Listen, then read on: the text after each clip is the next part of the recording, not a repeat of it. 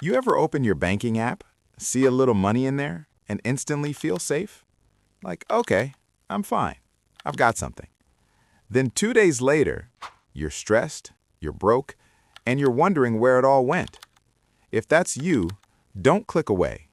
Because today we're talking about the money illusion that tricks almost everyone, especially students. And once you see it, you can't unsee it. This illusion is the reason you feel broke even when you're earning. It's the reason your motivation drops after payday. It's the reason you procrastinate more when you have enough. And it's quietly controlling your behavior. Let's break it down. The illusion is this. You think the number in your account equals your financial security. It doesn't. That number is temporary. It's emotional. It's misleading. Here's what's really happening. Your brain doesn't understand money logically. It understands safety. When you see money, your brain relaxes. Dopamine rises. Stress drops. You feel ahead. But here's the problem. That relaxed feeling makes you careless. You order food instead of cooking. You skip studying because things are fine.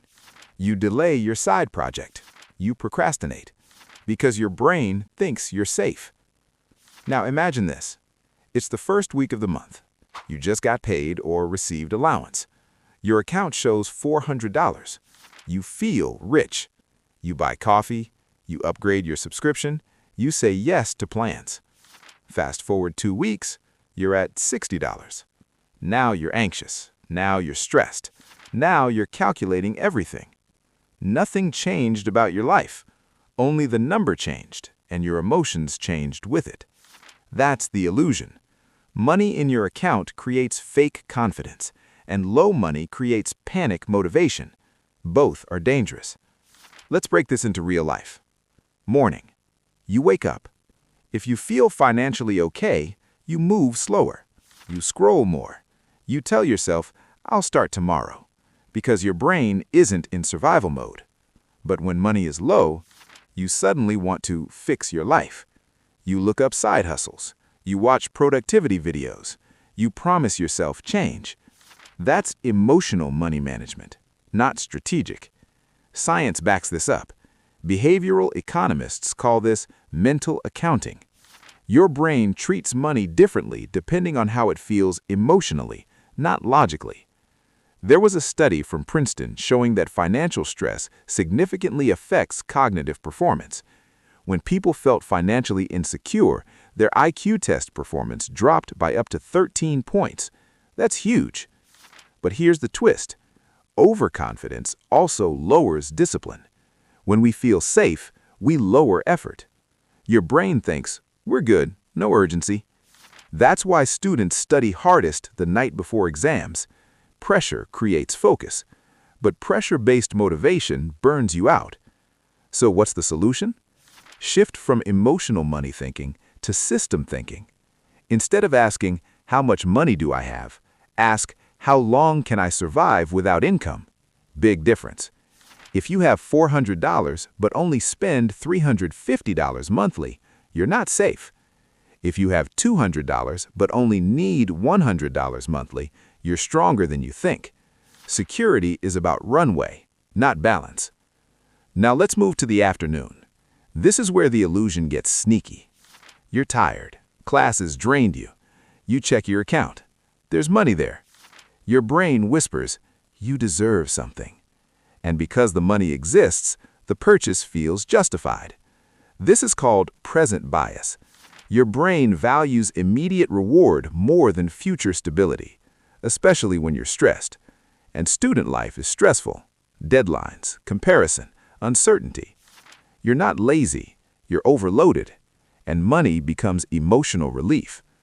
But here's the hard truth. Every time you use money to relieve stress, you train your brain to connect spending with comfort, and that loop is hard to break. Instead, try this.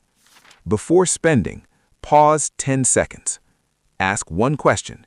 Is this helping future me or just calming current me?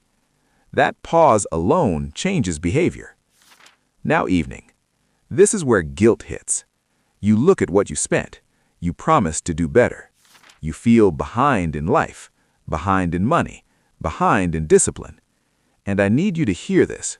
You're not bad with money. You were never taught how it actually works psychologically. Nobody explained that money is emotional. Nobody taught you that your brain reacts to numbers like survival signals. So here's how you beat the illusion. Step 1. Create artificial scarcity. Even if you have $500, move $400 into savings immediately. Make your spending account look smaller. Your brain will stay disciplined. Banks don't want you to do this because visible money gets spent. Invisible money grows. Step 2. Automate growth. Set up automatic transfers to savings or investments. Small amounts, even $20 a week. Automation removes emotion. Emotion is the problem. Step 3. Track progress visually. Not your bank balance, your net worth, your total saved, your emergency fund months. When you track progress, not just balance, your motivation stabilizes. And here's the mindset shift that changes everything. Money is not safety. Skills are safety. Discipline is safety. Systems are safety. If you can earn once, you can earn again. If you can save once, you can repeat it. The illusion makes you think money equals control, but control comes from habits. Let me say something real. I know what it feels like to check your account before buying something small.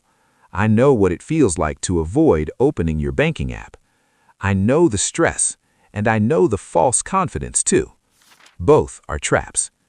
You don't need more motivation. You need fewer emotional decisions. Build structure. Lower visible spending money. Automate savings. Pause before purchases. That's it. Simple. Not flashy, but powerful. And here's the final truth. The goal isn't to feel rich. It's to become stable. Stability beats excitement. Stability beats flexing. Stability builds freedom. And freedom builds confidence. Real confidence. Not the "I just got paid" confidence, but the quiet kind. The kind where you don't panic at the end of the month. The kind where money stops controlling your mood. That's powerful. So if this helped you see money differently, if you felt called out a little, good. That means you're growing. Share this with a friend who needs it. Subscribe if you want more real talk like this. And remember, don't let a number in your account decide your discipline. You're smarter than that, and your future self is counting on you.